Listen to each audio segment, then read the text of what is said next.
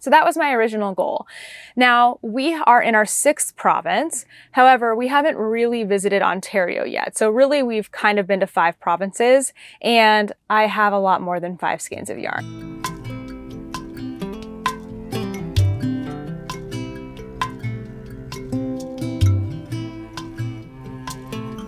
Hey everyone, it's Natalie, also known as Nitty Natty. Welcome to episode 276 of the Love in Stitches podcast. Today I am coming to you from our 6th province here in Canada of Prince Edward Island. We are near Charlottetown. I believe that's the right thing. Is it Charlottetown? I actually just looked and then it went out of my mind. Yes, Charlottetown. And we're in this really fun shopping center. There's like this really cool ice cream place. It's really, I think, well known. I've got it recommended to me a few times. There's a coffee shop, there's a brewery. So I've sent Kent out of the car. I think he's doing the ice cream tour and then maybe going to the brewery. And after this, of course, I'm going to check out the coffee shop. I am here with my buddy Toaster, as always. You can't see him. He is snoring off camera here a little bit. And I'm really excited to tell you about my projects this week, as well as things that have been going on. We've had a jam-packed last week, and as always, that affects my knitting and crocheting time, but I'm actually pretty proud of what I was able to get done. I've met some goals, I've not quite met some goals. We'll talk about all of that in just a minute. But before we get into the projects, I want to thank today's podcast sponsor, Blueland. I've been the person who has made my own cleaners at some point in time, but with traveling full-time and living in a small space, finding that balance between convenience and being friendly to the planet is really key. Blueland's products have no plastic waste, including their packaging, and all of their products are made with certified clean ingredients that are safe to use around everyone in the family, including Toaster. We have been using their laundry detergent tablets since the beginning of this year. They are just as easy to use as pods, but take up a quarter of the space and have no plastic waste. You just toss them in the drum and start your laundry. They come in 2 scents, Spring Bloom and Fragrance Free, and we have been using the Spring Bloom one, which I love. It adds just a really nice light scent to our laundry, and it also makes them feel surprisingly soft. And I thought that these were going to be awesome for when we were traveling in the van, and now that we've been back in the van for over a month, I can say 100% these have been so great. The container is small, but packs in a surprising number of washes, plus I don't have to worry about them melting or bursting in the heat. In my last shipment, I decided to swap out my toilet bowl cleaner with hand soap because we don't need toilet bowl cleaner here in the van. The soap comes in so many different scents, like iris agave, lavender eucalyptus, fragrance free, peony blossom. I mean, there's so many of them. You just pop the tablet in the bottle, add some water, let it dissolve, and a little tip, make sure to shake things up so everything's really well mixed. It helps it foam really well. And these tablets take up next to no space, which means I can have a whole backup or 2 bottles of soap without storing another bottle. Blueland has even more cleaning solutions, from dishwasher tablets, toilet bowl cleaners, to an entire spray cleaner system, and tons of starter kits if you want to try a few items at a discount. Speaking of, Blueland has a special offer just for my viewers. If you use my link down below, you can get 15% off your first kit. Thank you again to Blueland for sponsoring today's video. Now let's get into the projects. Let's start with my Skyline Tee, which, as you can see, I'm not wearing because I haven't finished it yet. I really wanted to get it finished for our interview that we had with Tori yesterday with the Love in Stitches membership, but I just didn't get it done in time. I knew I wasn't going to get it bound off and blocked just because that's not really a reasonable thing to do, or blocking at least is not really a reasonable thing to do here in the van. And I don't want to bind it off because it has a sewn bind off until I block it and try it on. But I have made some progress, so let me show you what it's looking like.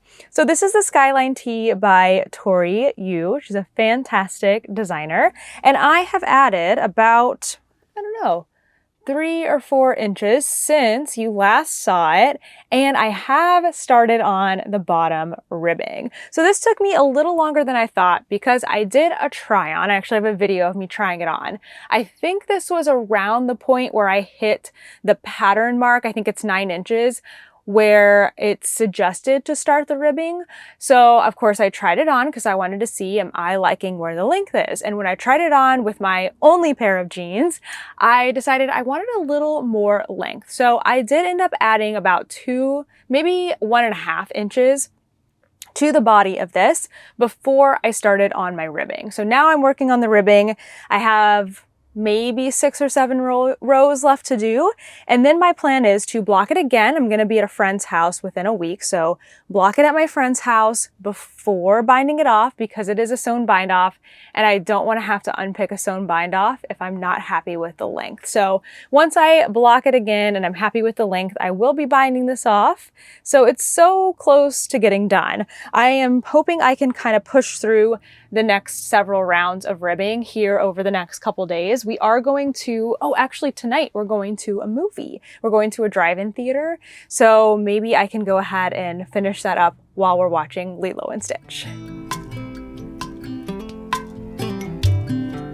I also feel like a bit of a failure on my second project as well.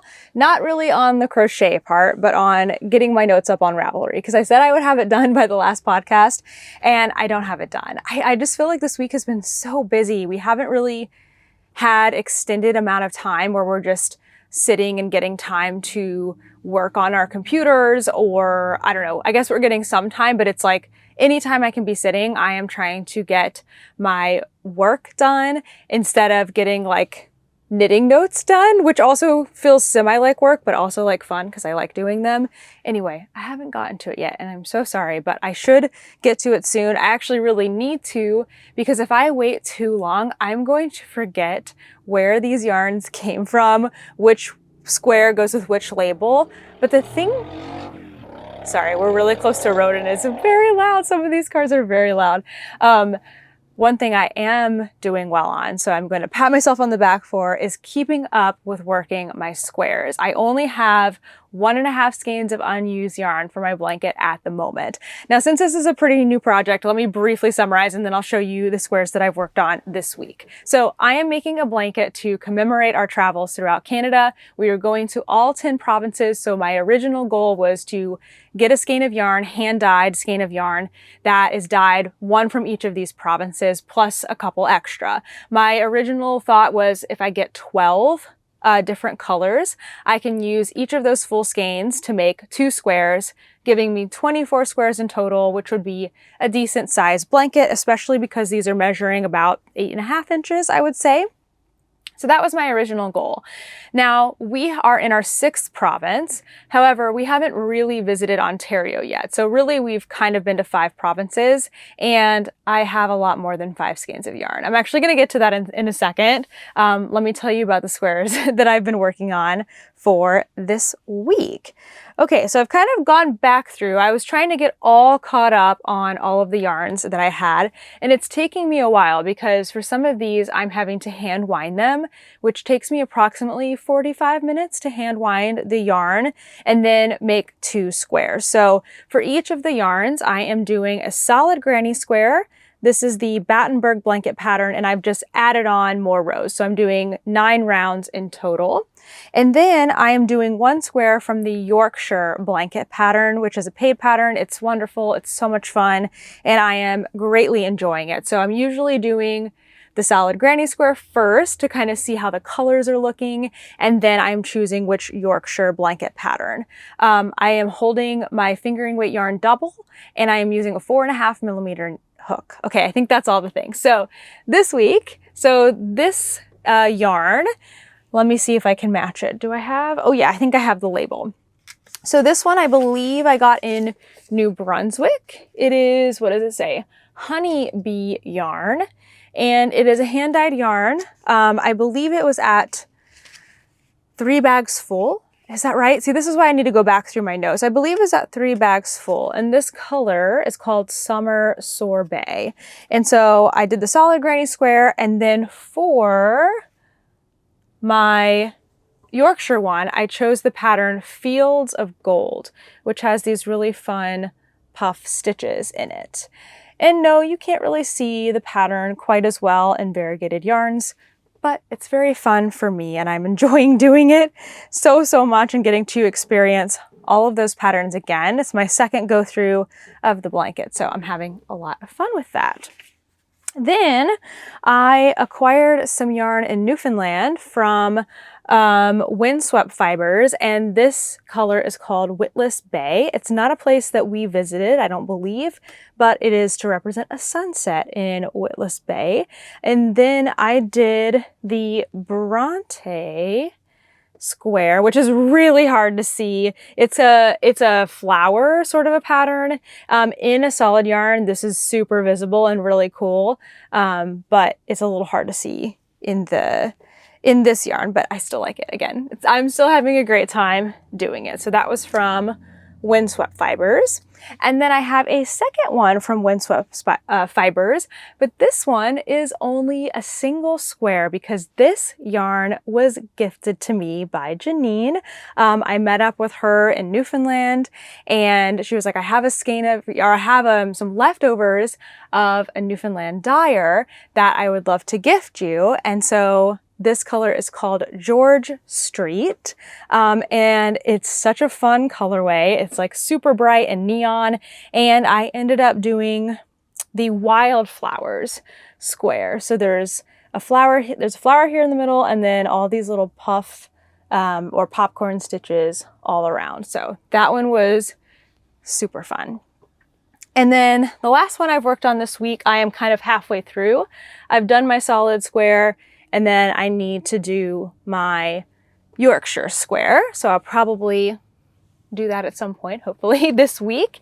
And this one is from Fleece Artist. And I think my tag got dropped somewhere along the way of bringing it back here to the back of the van, but it's from Fleece Artist. They are a Nova Scotian yarn dyer, and they're the ones that do all of the national parks in Canada. Okay, maybe not all of them, but they have at least one colorway for a national park in every province and territory. I think we've seen these posters. It's really super cool.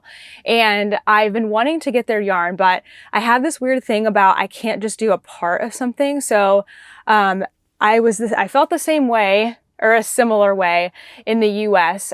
Who is the dyer? Oh my gosh, don't blank now, Natalie. There's a dyer in Oregon that does the national parks colorways. I know you'll help me out because I can't remember who it is right now, even though I've used their yarn a lot. Anyway, there was a dyer in the US who did national park colorways, and I didn't really want to get started in on those because then if I start in on them, I want all of them, right? Same thing here in Canada. There's a dyer here, Fleece Artist, who does national park colorways, and I didn't want to put them in this blanket because I didn't start out that way. I would rather have an entire blanket of just the national parks colors than change what I'm doing here.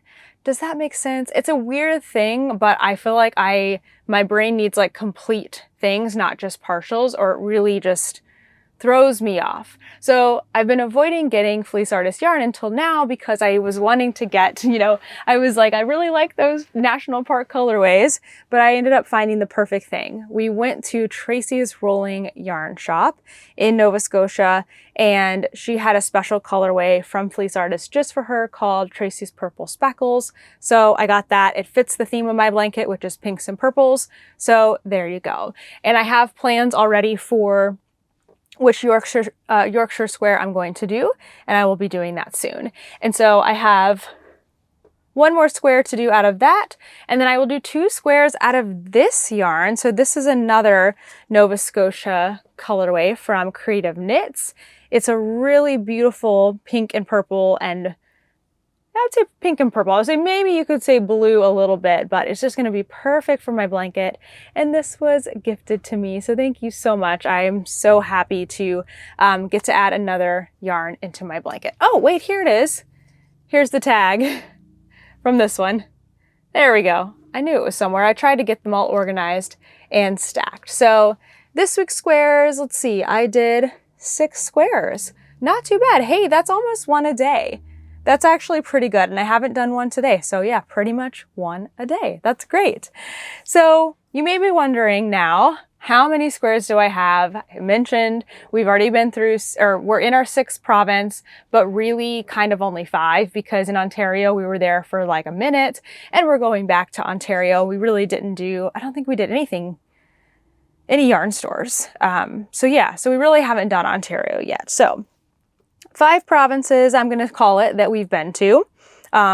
Quebec, Newfoundland, Nova Scotia, New Brunswick, and now we are in PEI. I don't have any PEI yarns yet. We're going to a yarn store tomorrow. I have made, well, I think this is including once this is done. There will be 9 square sets. So 9 times 2, 18, plus the 1 single that I did. So I will have, once I've completed everything I currently purchased, I will have 19 squares and only really 4 provinces visited out of 10. So as you can tell, the whole 1 per province plus a couple extra thing is not going as planned. I had a feeling, but I can't say that I'm a teensy bit disappointed in myself, because I did want to be more disciplined this time, but it's not necessarily a bad thing. Like, I'm not that upset with myself, and plus I'm having a really good time. Plus I'm getting to visit lots of yarn stores, where I almost feel like we're going to more yarn stores this time than we were in the US, just because we're not limited to setting aside most of a day to film, so we can go to lots and lots of shops, and it's hard to go to a shop and not grab something. So anyhow, I think that I'm going to be making a bigger blanket. Potentially, depending on how things go, maybe 2 blankets. We shall see. So I'm just kind of going with the flow right now. I am making the squares. I'm not attaching them until the very end anyway. I did do a little math today just to see. So my original plan was 24 total squares, which would have made a 4 square wide by 6 square tall blanket. That's exactly what I did with my Yorkshire blanket. So that ended up being a good size blanket, and the squares were smaller. So, this one's already bigger than that. But then I'm like, okay, what if I went up 1 more level each way, like made it wider by 1 and taller by 1? So that would be a 7 by 5, like 5 squares wide, 7 squares tall. And that would be 35 squares, which is kind of great because I do have an odd number. I have this. So maybe I will end up with 35. Maybe I will end up making it even bigger. I don't know yet. Time will tell, but I'm having a wonderful time making the squares, and I guess that's what matters at the moment. Let's get into some questions, and if you have any questions for me, you can leave them down below. Just make sure to put #question at the beginning of your comment. That just really helps me find them a lot easier. You can ask anything about knitting and crochet, my projects, travel, life, all of the above. And we have quite a few questions for today and a good mix of them. So let's start with some yarny things. This question is from Cassie, and it was about fixing an attached I-cord. Now, I didn't know exactly what you were fixing in your I-cord, but my guess is that maybe something has come undone or a strand has become broken or something like that. So I think whether the I-cord was done attached as you go or not, it's pretty similar to fix. So the first thing you want to do is you want to figure out the direction that your I-cord is unraveling, if it is unraveling, because you're going to want to start there. I always think of that as the bottom, and then you're like knitting your way up, right? So if it's unraveling this way, you start there because you want to build it back up that way. So you want to count how many stitches you have in your I-cord, and with a double pointed needle or even just a needle tip, pick up all of those stitches. Make sure you have them all on there. Once you have them all on there, you can figure out the order or, you know, the like direction, the orientation of the stitches, and just get them all on there. Once you have that, you're going to do the same thing on the other side. So if they're like unraveling away from each other, secure your stitches, and then we can work from there. So what I would do is I would just attach a new piece of yarn and basically work the I-cord the same way that you were doing it before. So if it was knit 2 and then, you know, knit two together through the back loop or something, you're going to make that happen. So you might have to find some stitches along the edge of your blanket that also started to unravel, or maybe it was like a pick up stitch, whatever it is, you're going to recreate it and just do that until you fill in the gap. And then once you get to the end, you should have live stitches like that you're holding on to, or maybe it came undone from the end, so it might not be live, but you're going to reattach them the same way you joined your two I-cord ends in the very first time you did it. So if they're live stitches, you can either graft them together, or you can do like a knit three together on both ends and then sew them together. Basically just make it look as good as possible. It's never going to be perfect, but just kind of make it look as good as possible. So I know that wasn't like a full-blown tutorial or anything, but hopefully that gives you a starting place. You can mess with it, just take your time and you can figure it out and just catch any live stitch that you see. All right, next question is from Susan. How do you find yarn shops when you're traveling? And does Kent have a remote job? So the way we find yarn shops most of the time is just through doing a Google search. Honestly, Kent does most of that because he does all of our other planning. He plans out the routes we're going to take, the places we're going to stop at that are not yarn stores. Like he figures out places that we can sleep, national parks we want to go to, other, touristy things and historic sites. I think he kind of builds that. And he also builds the yarn stores at the same time because they have to work together, right? Like sometimes if we're in a smaller state or province, we can be like, it doesn't really matter where things are located. It's small enough we can go out of our way. But sometimes it all has to really flow together. So if we are going to be driving along, like right now, we're going on the Trans-Canada Highway. So we're going on the Trans-Canada Highway. Is it just half an hour off the highway? Then we can probably make that work. Is it 3 hours away? Well, we maybe won't be able to go to that yarn store unless it's on the way from another thing that we're doing. So Kent really plans all that. He helps it all work together. And then sometimes I will get recommendations, or even sometimes like an invitation from either a yarn store owner or from a person who lives in that area that really loves the store, and they will invite us out. And as much as possible, if we're able to do that, we try to make that work as well, because it's really fun. It kind of leads to even more exciting connections than if we have no connection to the yarn store at all. So several different ways basically that we find those places. And again, I want to give Kent like all of the credit for managing all of that. I honestly really do just get to kind of show up and enjoy and have a good time and meet people, and his work, and that is what allows me to be able to do all of that, which is so nice. And then Kent does work remotely, but he works with me. So he and I work together full time. This is our only job. There's a lot that goes on. As I was sharing what Kent does to plan and everything, there's a lot that goes on behind that. But in addition to that, Kent does most of the filming. He does all of the editing, and he does all of the driving and all of that. So that's what our life looks like right now. Of course, it could change in the future when we're not traveling anymore. It might not quite be a full-time job for two people, but right now, this is truly what allows us to be able to live our life this way and get to travel and get to go to yarn stores and share them. And so I'm just forever grateful for each and every one of you watching this right now, because you're a part of that in allowing us to do that. It really is the best job ever. Okay, number 3. This question is from Stephanie. What are your thoughts on knitting sweaters with superwash yarn? And I think you had a mention in there, like you're worried that they're going to stretch out. So I think you can definitely, let's just start with this. Definitely you can make a sweater with superwash yarn.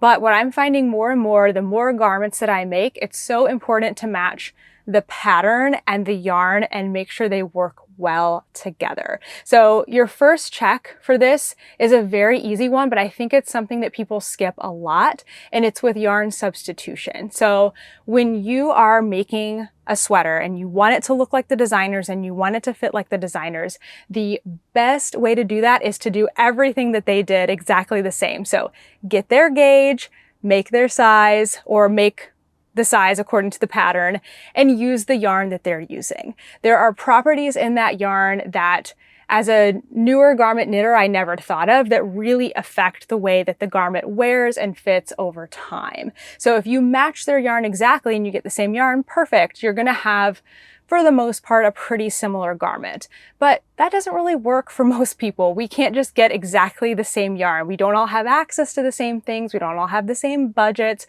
Sometimes you just can't like find that yarn anymore. So the next best thing is to look at fiber content and try to get in the similar range of that. So bringing it back to the superwash yarn, if you find patterns that use superwash yarn, you're going to get a better result than trying to knit a sweater that uses a non-superwash yarn and subbing in a superwash yarn. So here's an example. This is the Traveler. It is an amazing sweater. I love it so, so much. I knit it with a non-superwash yarn, and I think that was the best choice. That's what the designer did. I'm using, I think, the same base that they used. What is so great about this is this pattern itself, it's basically like a horizontal rib because it's knits and purls. It already has a lot of stretch. The stitch pattern has a lot of stretch. So if the yarn also had stretch, I think this would just stretch out completely. This would probably not be a good match for a superwash yarn. But one that is a good match for a superwash yarn, should have pulled this down earlier. Hold on one sec. It's in here. Haha, I got it. Something that is a fabulous match for a superwash yarn is the Twisted t-shirt. It was designed in a superwash yarn. It's a smaller piece, so it doesn't have as much weight to it. It's knit in kind of like a looser, fingering weight gauge. It is perfect for superwash yarn. Great garment match for that. So does that sort of roundabout answer the question? I think yes, you can definitely make garments in superwash yarn. It just depends on the garment. So following the designer's suggestion for fiber content in their yarn is going to be a great clue in, and something I think that people don't often check, and it's really important. I'm finding that out over and over again. But also then just kind of looking at the garment itself. If it's a really long, heavy garment, superwash is just going to add to that growth of it. So that might not be a good match. That's why I kind of think, like a t-shirt is really great. And then things that already have like a stretchy texture to them would probably not be good for superwash either. Okay. Hopefully that was helpful. All right. Next question is from Jane. Okay. So Jane is weaving in ends on the, oh my gosh, I didn't write it down, but I just read the question, so I know what it's called in my head and I can't remember. It's the blanket. Oh, the sweet shop blanket. So it's a sweet shop blanket, which is garter stitch. So you're weaving in ends on a garter stitch blanket and using the smile and frown method, which this is the first time I've heard anyone call it the smile and frown method. I know exactly what you're talking about. I think that's the best way to refer to it. It's where when you're weaving in ends, you follow the direction of the stitch with your yarn. So when the garter bumps are frowns, you go around them like that. And when they're smiles, you go around them like this. So you might end up going, frown, smile, or you might just go around like that. Anyway, that's the cutest thing ever. I've never heard that before and I really like that. So you're using the smile and frown method, but you're still a little bit worried that things are going to pull out at the end. And so you're thinking about splitting the ply and weaving it in that way. So when I'm weaving in ends, on just about anything, what I like to do at the very end is I like to come back through my end.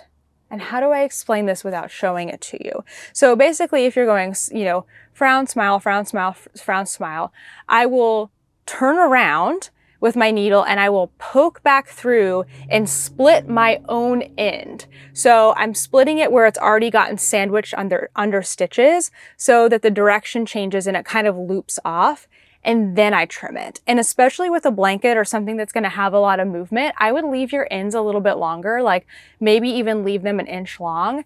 And do your blocking at the end and then go back and trim them, because they're definitely going to move. But I think having that one turn at the end where you turn around and you split, for me, it really helps anchor it a little bit better than just trimming off the end.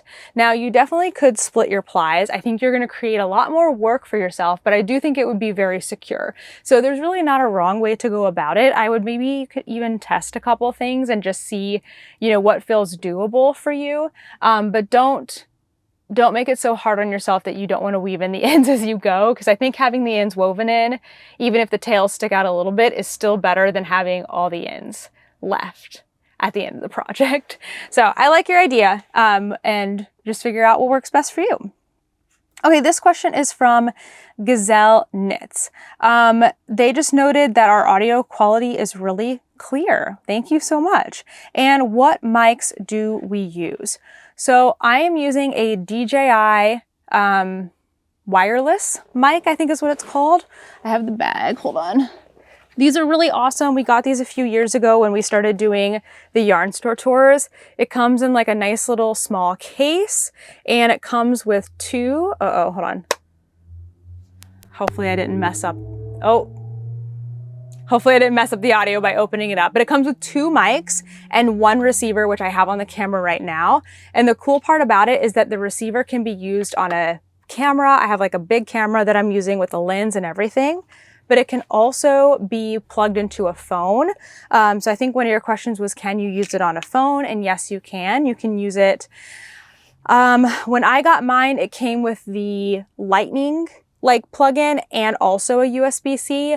I wonder if they're still doing the Lightning. They might not be anymore. It might just be all USB-C, because most electronics are switching over to that since it's more universal. So just check in with what they're offering and like what different attachments there are. But it is a really great, small, compact, versatile mic, and we really, really like them. This one is from, I think it was Talitha. Any meet and greets planned? So we don't have any meet and greets planned for our Canada trip at the moment. I mean, that doesn't mean that there won't be any in the future. It's been a little more difficult to predict our schedule, which is great and not great. It's very nice for us that we haven't had to have a super rigid schedule. So if things do change, like if something goes wrong, if something takes a little longer than we thought, or if we're really enjoying a place and we want to stay longer, we don't have to rush through to like get to the next store for a filming date or a planned meetup or anything. So that's really nice. The downside, of course, is that we don't have places to tell us or to tell people where we can meet up. So that is a little bit of a bummer, of course, because we're not getting to meet and see as many people. So I don't know exactly what we're going to do as we continue to travel, because I do enjoy the flexibility, but I do miss some of the social aspect of that. So there's potential for meetups. I mean, we're definitely going to be at Flock in Seattle, which I know isn't very helpful because that's not in Canada, and that's also in August. There's a potential for something in Toronto. I don't know. That's kind of like our next destination, because we're wrapping up here in the Maritimes. So yeah, nothing yet, but if I do have something, I will be sharing it on Instagram. So Instagram stories is the best place to check. All right, those are the questions for this week. If you have any for me this week, just pop them down below with the hashtag question in the beginning. Things are getting a little warm in here, so I have put my hair up, but we are ready to talk about this week's big news, which is that all of our Sock Week items have been released and they are now available. Some of our items have already sold out of their ready to ship. So I'm just gonna go really quickly through everything and tell you at this current moment what is available, and then I will continue to update everyone through Instagram stories, also on my website. If you go to nittynatty.com right now, on the homepage is just all the Sock Week stuff. So everything will be in there as well. Okay, so our bags right now are all still available. So we've got this adorable one and this adorable one. This one also comes with a matching Notions pouch. If you choose, you can add that on. And then for Love and Stitches members, this exclusive bag is only for them, but there are some still available for pre-order or made to order. Okay, our accessories. This one, our yarn bowl, is low in stock, so it may already be sold out by the time that this comes up. So if you want one, make sure to grab it. And then the stitch markers, also by the same maker, are available. I'm not going to pull all of those out right now, but I have all pictures of everything on my website that you can see really well. Our other stitch markers, the polymer clay ones, let's see if I can show these to you. These are currently sold out. However, I believe she is going to be able to make some more of them as made to order. Wow, how did we figure out how to do this last time now? I don't remember. Like this? There we go. She is going to be able to hopefully make some more. I will update you as soon as I know. And then our yarns. So our So Happy Jane Huckleberry yarn is currently in pre-order. So all of the ready to ships are sold out, but you can still get it. Same thing with our Polka Dot Creek self-striping yarn.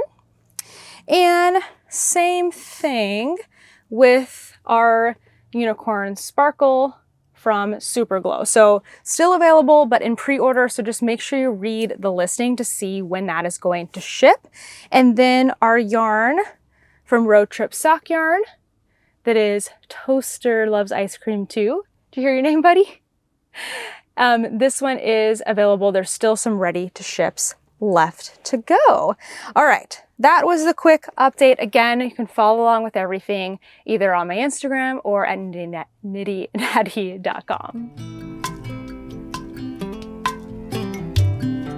Our first vlog from our Canada trip is now out. So as we've been traveling, we have been filming lots and lots of things between, the big things that we're sharing about, or the little things, I guess, that we're sharing about too on Instagram.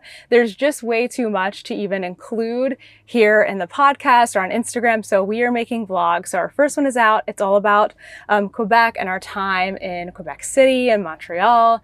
And we went to an alpaca farm. It was a really, really great time. So I hope you enjoy that.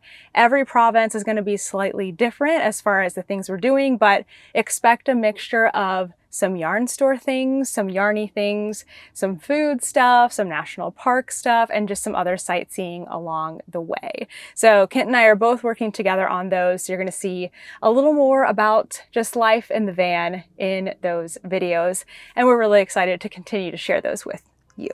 So I'm just going to do the very, very top of the highlights from this past week. It's not even like scratching the surface because we did so many things this week, but I want to share with you a couple of things and then also some other yarns that I got that are not for my blanket.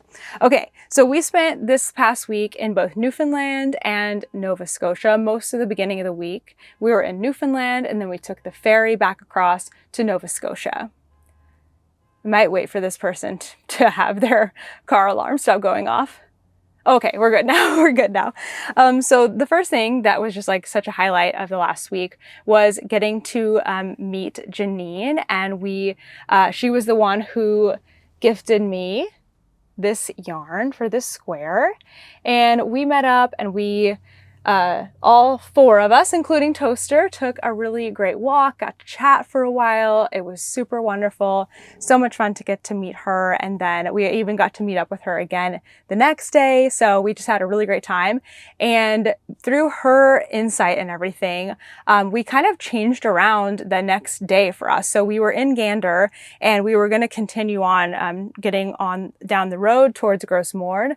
But because of Janine, we decided to stay another night and drive up to Twillingate, which was another really fun part of our trip. So in Twillingate, you can see tons of icebergs. We'd already seen a couple of icebergs nearer to the eastern part of Newfoundland, but this was really cool to see even more icebergs, and we got to see them way closer, which was a lot of fun. We also got to do like a nice little drive, and we got to try something called Towtons, which is sort of a cross between like a pancake biscuit English muffin. I don't know. It's its own thing, but it's a breakfast thing, and we got to try those at a little restaurant there, which was very, very fun. The other big highlight from our travels this week was going to Grossmorn National Park. We did a lot of hiking, a lot of sightseeing. All of that will be in our vlog when it comes out later. But one of the really cool things we did was we took a boat tour on one of the lakes there, and it was just so beautiful. We got to see all these incredible waterfalls and rock formations and learn about how old all of that area is and the rocks. So that was really, really cool. Then we made our way to Nova Scotia and we kind of did like a little Halifax yarn tour, but we actually didn't only go to yarn stores in Nova Scotia this week. We also went to one more yarn store in Newfoundland. And so all of my things are scattered here. Hold on, let me find it. Okay, so I got this yarn at Skivers in Newfoundland, and they had just opened for the season when we got in there, which was really fun. They had all kinds of different yarns, hand-dyed yarns from Newfoundland and other Canadian products. And then this particular yarn, the owner dyes herself with flowers that she grows in her garden. So this is really cool. It's not going to be a blanket yarn because it's a sport weight. It doesn't really fit the theme of my blanket. But what I'm planning to do, right here behind me have these little cubbies where I keep my Kindle and like my chapstick and lotion and charger and like all the kinds of like nightstand things that you would keep by your bed, because this is our bed as well.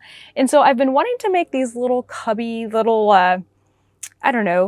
basket things to fit each of those items so that they're not all mixed up together and hard to find at the night. So I think that's what I'm going to do with this, because it will just be a fun little reminder of our travels. This color is also something that I really like, but don't feel like it's something that with my complexion I can wear. So I've been wanting to use this color. It all kind of just came together nicely. So I had her wind it up for me. I'm probably going to maybe hold it double and just make some quick little accessory things to go here. So that's my plan for that one.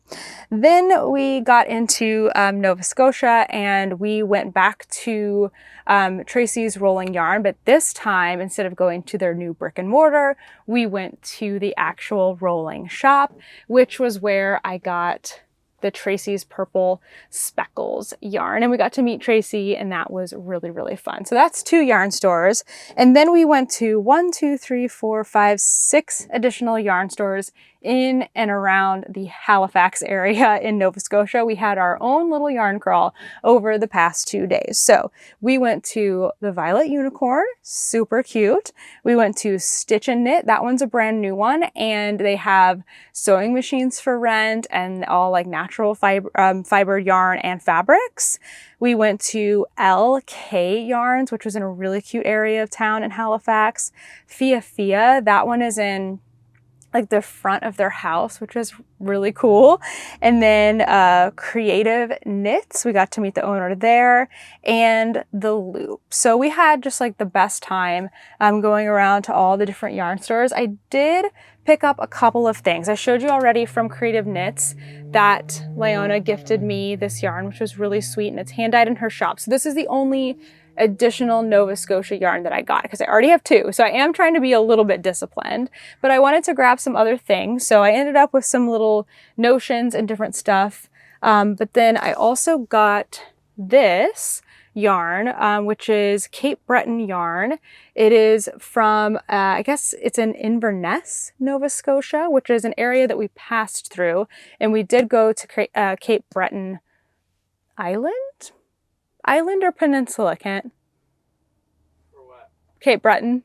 It's an island? Island. We did go there and we did the Cabot Trail. But this yarn is, raised there, made there, and it's also called... The national park is Cape Breton Highlands. Highlands, not island. Oh my gosh, thank you, Kent.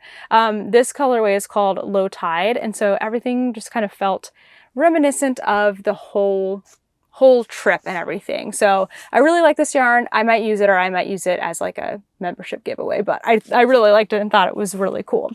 And then where's the other thing that I got? Oh, I got some fiber. So I have never spun from a bat before, and I got to talking with the owner of the Loop, the last yarn store that I went to, and this fiber is dyed in Nova Scotia, and we just got to talking about different ways to spin this, which was really, really fun. So I don't know when I'm going to get to this, but it was fun to get some fiber, you know, and something new that I can try and practice with. It's, I think, 2 ounces instead of 4, so I'm not going to feel terrible if I just end up doing a lot of practice with this one. So yeah, all in all, such a fun week, so many different things, national parks, eating, going out to eat, going to lots of yarn stores. It's been a really busy week. I'm kind of hoping that this week is a little bit slower, but I think we do have some more exciting yarn stores to go to before we make our way back into the US for a little bit of a break, which will be much appreciated. All right, I think that's everything that I have for you for this week. Thank you so much for watching, and I'll see you in the next one. Bye!